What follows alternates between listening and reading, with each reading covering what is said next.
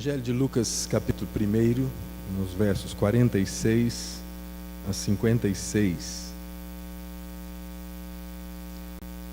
Então disse Maria: a minha alma engrandece ao Senhor, e o meu espírito se alegrou em Deus, meu Salvador, porque contemplou na humildade da sua serva, pois desde agora todas as gerações me considerarão bem-aventurada, porque o Poderoso me fez grandes coisas, santo é o seu nome. A sua misericórdia vai de geração em geração sobre os que o temem. Agiu com seu braço valorosamente, dispersou os que no coração alimentavam pensamentos soberbos, derrubou do seu trono os poderosos e exaltou os humildes. Encheu de bens os famintos e despediu vazios os ricos. Amparou a Israel, seu servo, a fim de lembrar-se da sua misericórdia, a favor de Abraão e de sua descendência, para sempre, como prometera aos nossos pais. Maria permaneceu cerca de 3 meses com Isabel e voltou para casa. Esta é a palavra de Deus. Maria é uma figura muito importante na vida do Evangelho. O problema é que algumas inverdades sobre Maria foram fomentadas. E essas inverdades sobre Maria nos passaram um conceito errôneo ou antibíblico sobre ela. A primeira inverdade é que realmente ela foi concebida sem pecado. Nós percebemos que Maria era uma mulher comum, como todas as outras. Como todas que foram geradas, humanamente geradas. E como o salmista diz, que nós nascemos na iniquidade. Nós fomos gerados com essa natureza pecaminosa. Não foi diferente a vida de Maria. A outra inverdade é que ela foi considerada sempre virgem. O texto bíblico também diz que teve filhos. Os irmãos de Jesus também.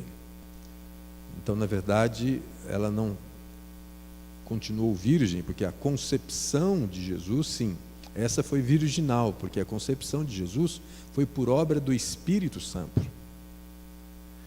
A outra inverdade que nos foi passada é que ela se tornou intercessora e medianeira e advogada. A Bíblia nunca disse isso.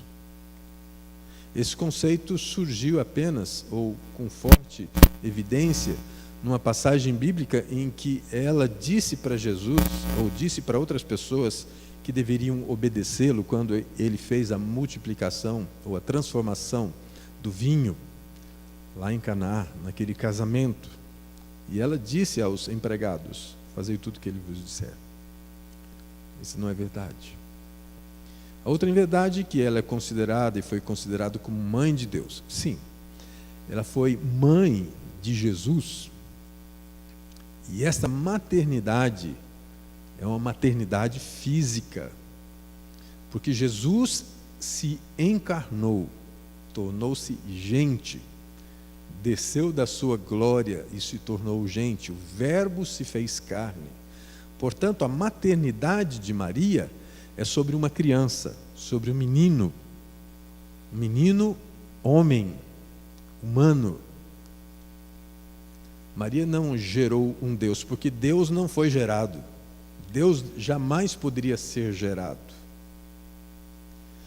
A outra concepção errônea é que ela foi nos dita que ela seria senhora e padroeira. Esse conceito de apadrinhamento, ele não se encaixou e não se encaixa na vida dos cristãos, especialmente conhecidos e reconhecidos como evangélicos. Tanto que quando nós batizamos crianças, nós não usamos a prática do apadrinhamento. Nós entendemos que há uma responsabilidade dos pais. Sim, os pais têm essa responsabilidade. E cada um ao crescimento, assumirá a sua responsabilidade e assume a sua responsabilidade diante de Deus. Não precisamos de mediador humano, não temos mais a prática do sacerdócio e agora somos responsáveis diante de Deus. Ela também foi considerada como corredentora. Na verdade, a redenção, no conceito bíblico, é única e tão única na pessoa de Cristo. Não existe outra participação ou outro auxílio, nenhuma cooperação ou outra cooperação que não seja do sacrifício evidente, único e satisfatório de Cristo. Por isso são inverdades. O que a palavra de Deus diz? É que somos salvos por causa de Cristo. Diante dessas inverdades, nos parece muitas vezes também um outro erro. O outro erro é realmente considerar ou desconsiderar que Maria seja essa pessoa escolhida por Deus para dar à luz aquele que é a luz do mundo. A Santa Maria, por causa da sua geração virginal, essa sim é considerada santa não pela sua capacidade. Assim como somos considerados santos, vivificados em Cristo, somos santificados no nome de Cristo. Assim Maria também é santificada no nome do Filho. Então, a esta mulher se deve a honra, porque Deus a honrou primeiro. Deus a considerou. Maria foi agraciada mais do que todas as outras mulheres. Por quê? Porque foi escolhida. Foi escolhida para essa tão nobre missão. E diz o texto que ela era justa e reta diante dos olhos do Senhor. Por isso está: eis aqui a tua serva, cumpra-se em mim segundo a tua palavra. Esse foi o grande exemplo de fé, de obediência, de humildade que nos deixou Maria. Ela sim é exemplo, como tantos outros homens na história bíblica também se tornam exemplos. Como o próprio Paulo diz: tornai meus imitadores, sede meus imitadores, como eu sou de Cristo. Certamente com estas palavras, eis aqui a tua serva, ela acatou a missão que lhe acabara de ser anunciada pelo anjo Gabriel. Ou seja, a missão de ser mãe de Jesus, de servir de veículo para que o Verbo de Deus se tornasse carne e habitasse entre nós. Foi também exemplo de coragem. Ela não ficou a meditar se o seu casamento com José realmente seria desfeito, porque a situação ainda não era definida como uma família, como um casamento. Mas ela se submeteu à voz de Deus, ao chamado de Deus. Nós somos convidados e convocados todos os dias a essa submissão à palavra de Deus, à voz de Deus. Ainda que isso causasse algumas dificuldades, alguns constrangimentos, mas nós também somos chamados a essa voz, ao cumprimento dessa voz, ainda que mesmo assim, chamados para algumas dificuldades, para alguns embates. E certamente, o que seria se ela dissesse não? Mas a palavra dela diz: cumpra-se em mim segundo a tua palavra. E é o que nós devemos fazer todos os dias diante do Senhor. Cumpra-se a tua palavra em nós. Só que isso significa desafios, isso significa atitude, isso significa comprometimento. Por isso eu gostaria de pensar um pouquinho nesse texto, pensando sobre as atitudes que devo ter diante das promessas de Deus.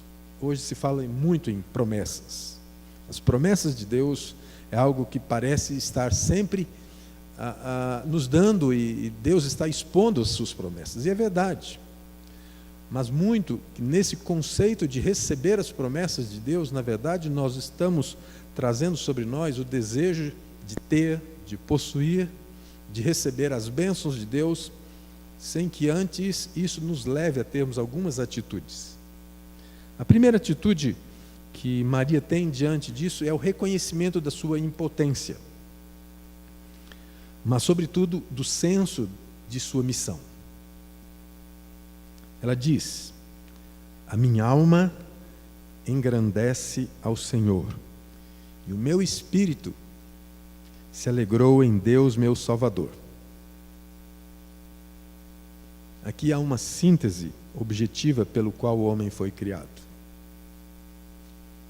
E ela continua: porque contemplou, diz o texto.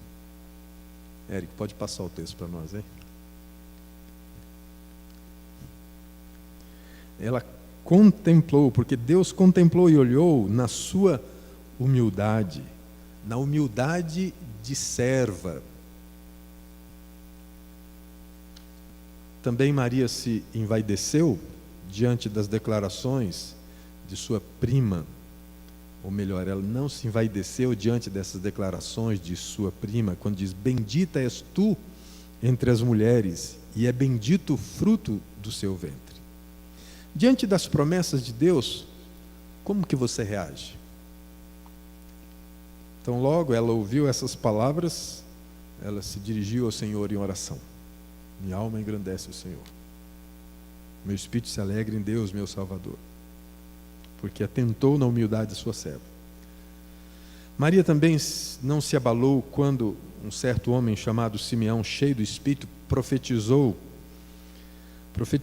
dizendo, cheio do Espírito Santo: eis que é posto para a queda e elevação de muitos. E ainda diz: e uma espada traspassará também a tua própria alma. O que está registrado lá em Lucas, capítulo 2, 34, 35.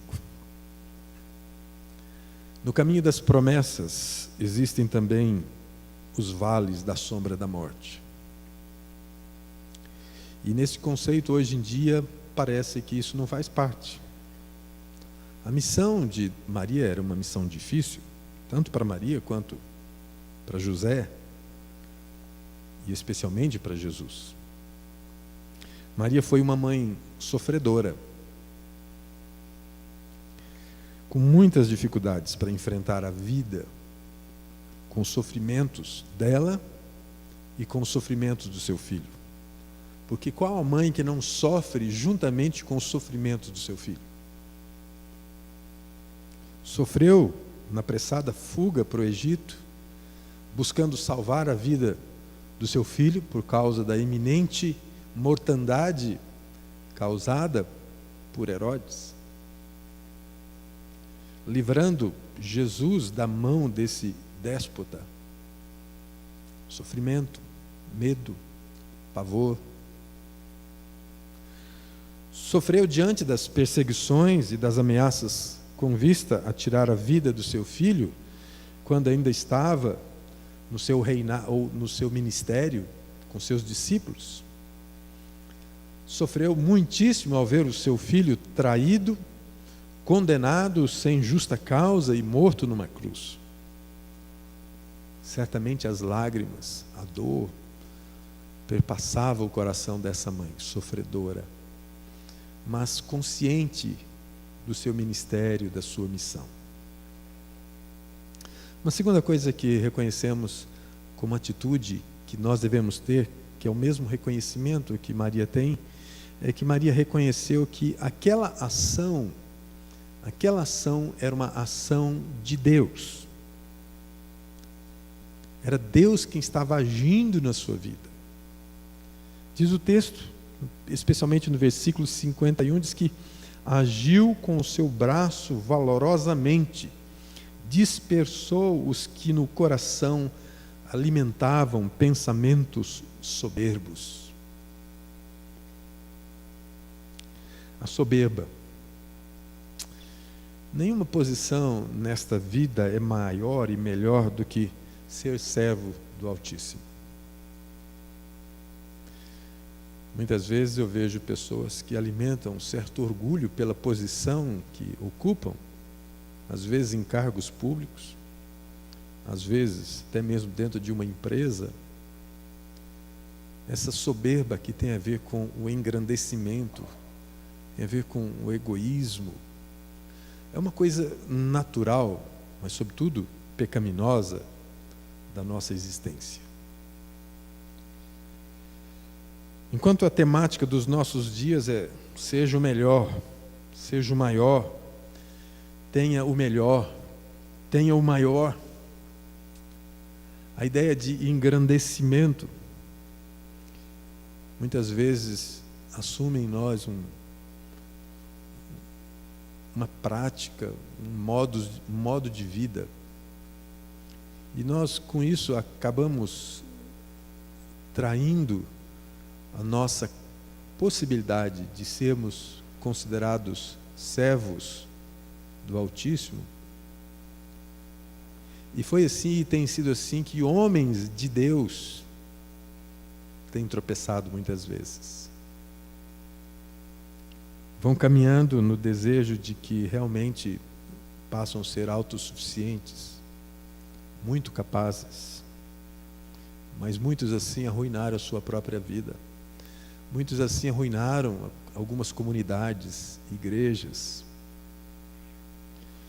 Esses homens, sobretudo, alimentaram no seu coração a soberba.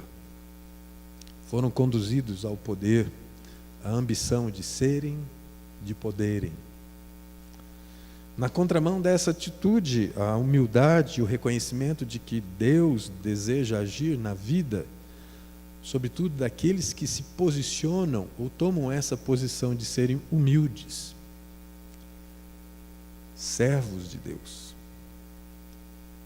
Porque a ação não é dos homens, o poder não é dos homens, o poder é de Deus, a ação é de Deus, ainda que seja por intermédio, ainda que seja pela instrumentalidade, como foi o caso de Maria.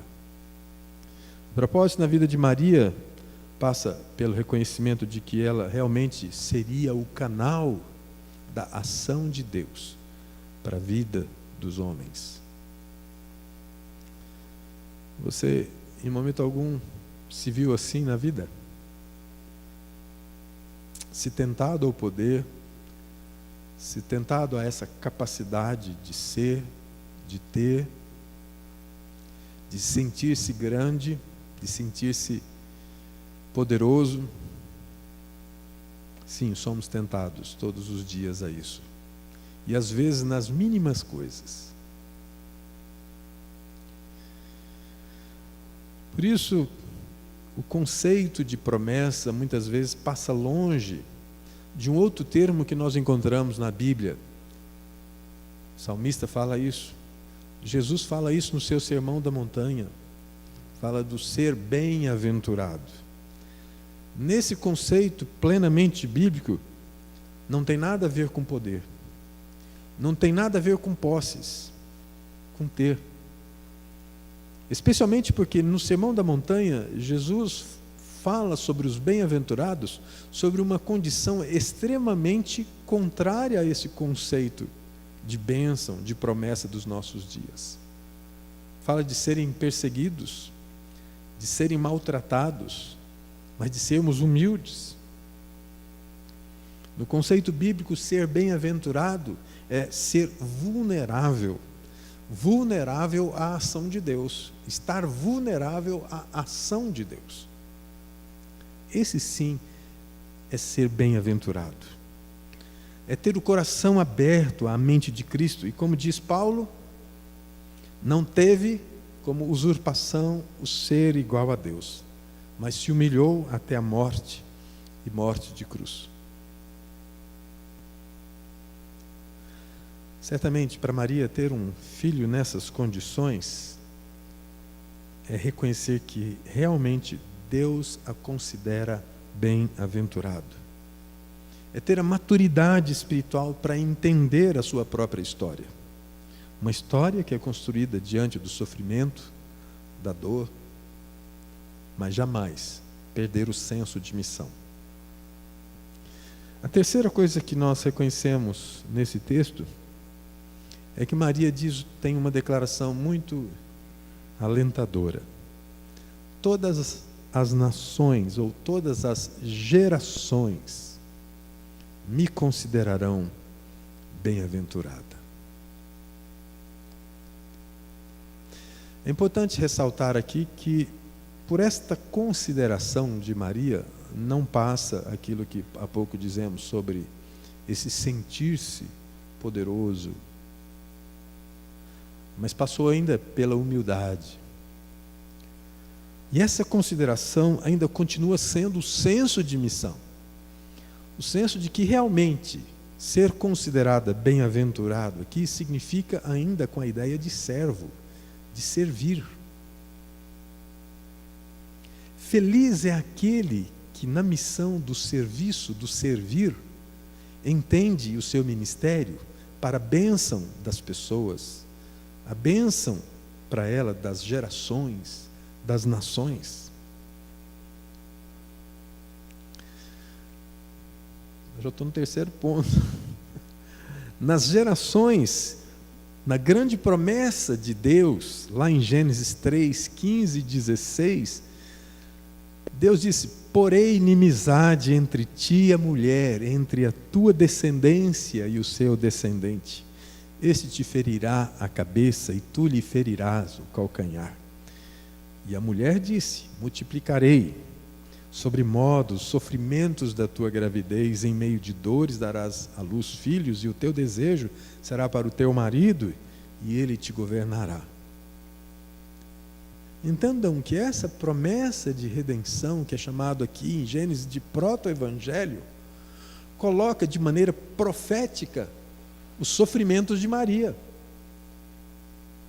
Não era apenas uma declaração sobre os sofrimentos naturais de uma gravidez que passou a todas as mulheres, como até os dias de hoje, mas é o prenúncio do sofrimento de uma mulher sofredora.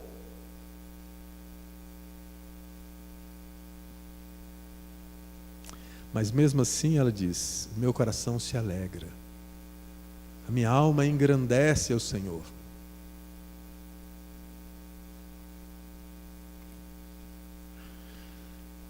Certamente nós nos assustamos com incidentes, com acidentes, né? E principalmente quando certos acidentes têm assim uma proporção realmente numérica maior. Eu consultava esses dias realmente sobre acidentes aéreos, né? Os acidentes, nessa reportagem que eu vi, os 10 acidentes maiores acontecidos no mundo, começavam com mortes, número de mortos, 532 mortos. O segundo na casa de 526 pessoas. Depois do terceiro, na faixa, do terceiro ao sexto, na faixa de 300 pessoas. Até o 10º eram 200 pessoas. Quando nós falamos dos grandes acidentes acontecidos em território nacional, nós lembramos daquele voo da Gol entre Manaus e Brasília, com aquele chocando-se com o Legacy. Depois, o voo 747 da Air France, saindo de Recife, todos morreram em alto mar de madrugada. Não chegaram a esses números. Mas o que me chama a atenção é que, na verdade, nessas circunstâncias, o anseio daqueles que perdem os seus familiares é recorrer às informações, buscar a lista dos que morreram. Assim como aqueles que passam no vestibular vão correndo para encontrar e busca de encontrar os seus nomes, né? No primeiro caso, ninguém quer ver o nome do seu ente querido na lista. No segundo caso, o anseio maior era achar o seu nome na lista. Mas é que nos acidentes, algumas notícias são fantásticas. Quando o nome não está na lista, porque, quem sabe, perderam o voo. Tiveram felicidade de perder o voo, Naquele momento eles ficaram felizes. E quando você perde o voo, você fica irado, bravo, né? Chegou 5 minutos depois do check-in fechado, pronto, e você fica bravo demais. Você não foi no voo. Quem sabe aquela primeira ira depois é transformada em grande alegria. O primeiro sofrimento de Maria, ao ver o seu filho sofrer, sim, era de choro, de lágrimas. Mas depois de ver a promessa de que a sua morte era redenção e salvação para os homens, se torna em conceito vivo de que isto é ser bem-aventurado. O texto aqui ainda nos diz, no capítulo 1 ainda de Lucas, verso 52, que derrubou do seu trono os poderosos e exaltou os humildes e encheu de bens os famintos e despediu vazios os ricos, amparou a Israel, seu servo, a fim de lembrar-se da sua misericórdia a favor de Abraão, de sua descendência para sempre, como prometera aos nossos pais. É como aquela história dos ratos que encontraram a solução para se livrar do gato. A solução era colocar um guizo no seu pescoço. A solução está aí. Mas o grande problema é quem vai colocar o guizo no pescoço do rato. No reino de Deus há uma certa semelhança. Queremos resultados nas promessas de Deus em nossas vidas. Mas a questão é, quem se submeterá a elas? Quem desejará estar nas mãos desse Deus gracioso?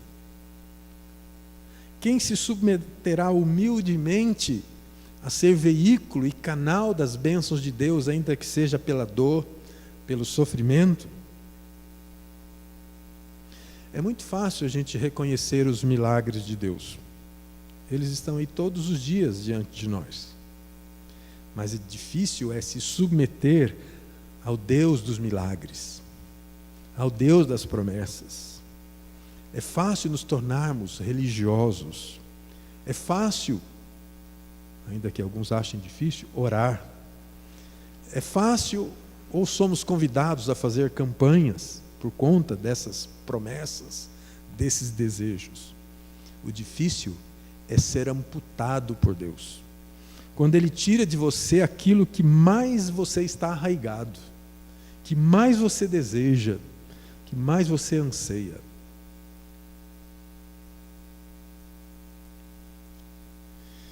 Concluindo, Maria é essa personagem, essa pessoa que no caminho de Deus se expõe, que deixa-se levar pelo caminho pelo qual Deus quer conduzir a sua vida. Natal é isso. Natal, segundo o propósito de Deus, não é o presente, não é a comida, não é a festa.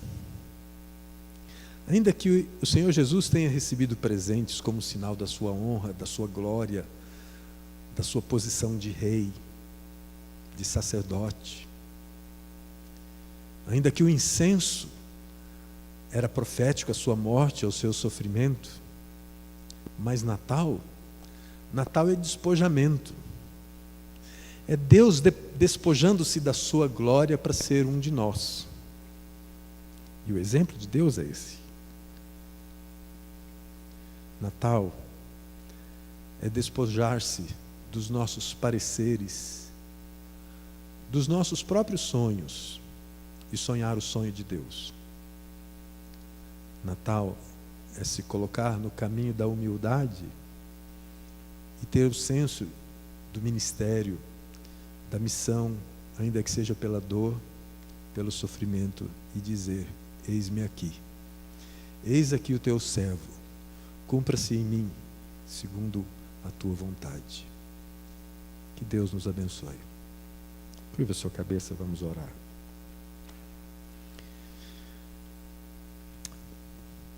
Pai, esse é um desafio profundo para as nossas vidas. Porque diante das tuas promessas, que são grandiosas, nós nos deparamos, muitas vezes, com a realidade de que somos incapazes. Somos incapazes de entender que por trás dela há um desafio profundo de serviço, de humildade, de quebrantamento, e de que o que somos e o que temos nada é mais do que o Senhor quer que sejamos e o quer que façamos. E nesses dias, ó Pai, nós somos mais uma vez convidados a nos vislumbrar e nos deslumbrar com as luzes, com as cerimônias, mas sem, contudo, mais uma vez, nos despojarmos do eu e nos rendermos ao Senhor Jesus, que é a razão do Natal. Que nós possamos ser sensibilizados pelo Teu Espírito a celebrar um Natal diferente. Natal de entrega, de rendição ao Senhor. E assim seremos bem-aventurados. No nome de Jesus. Amém. Essa canção